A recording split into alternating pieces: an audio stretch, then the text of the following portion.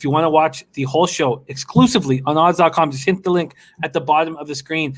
All right, let's move on to the next rotation number, 155, 156, Dallas, Cincinnati. Now, there are lines out. The look ahead is Dallas 3.5-point favorites and the total 43.5. And we can't really break down Dallas because they're playing the Ravens as we speak. But we can talk about the game. Cowboys are down 7-3 right now into the first.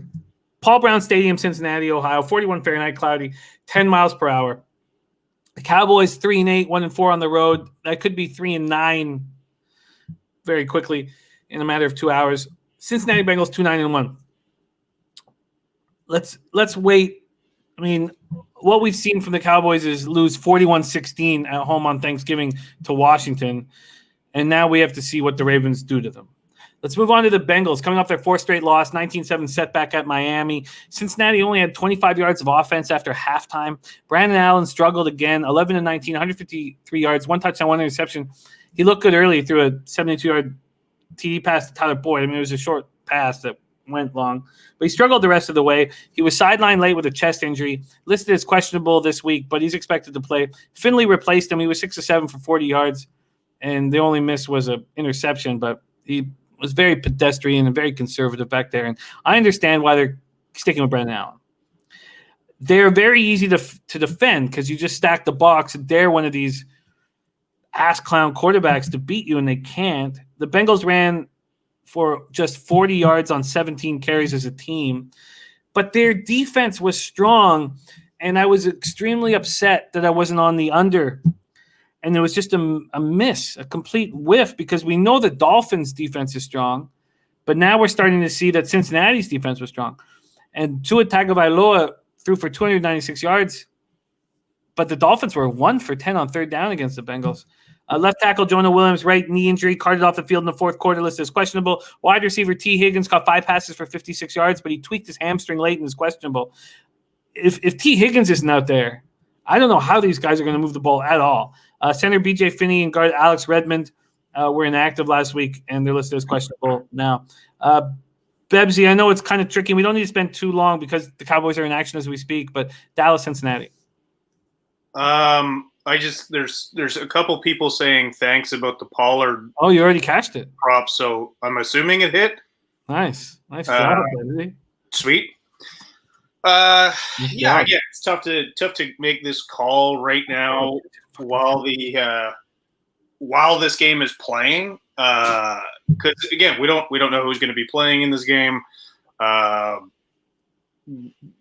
Injuries can happen before the end of this. This is a long time before this game is broken down. But I don't think I'm going to have much interest in this regardless.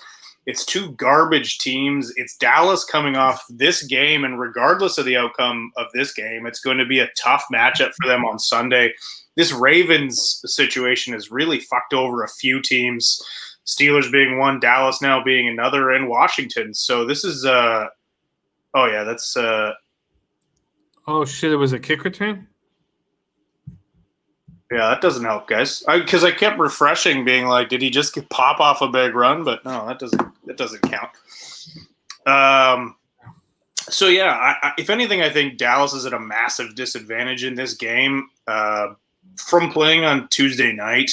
But in general, just their routine being screwed up right now. So we'll revisit this on Sunday. I got to figure out what it's going to look very different. So I don't know how much sense there is in breaking it down right now, but my first and only look right now is that Dallas will be at a disadvantage in this. Well, I want Dallas. And if I could get a 3.5, I'd be shocked and I would bet it. I'm surprised that it's sitting there right now at some books. In all honesty, I think this Bengals team was lucky to score 7 points. Yeah, they're abysmal. They are absolutely abysmal. So, who sees what this line is at by then, though? It's going to change.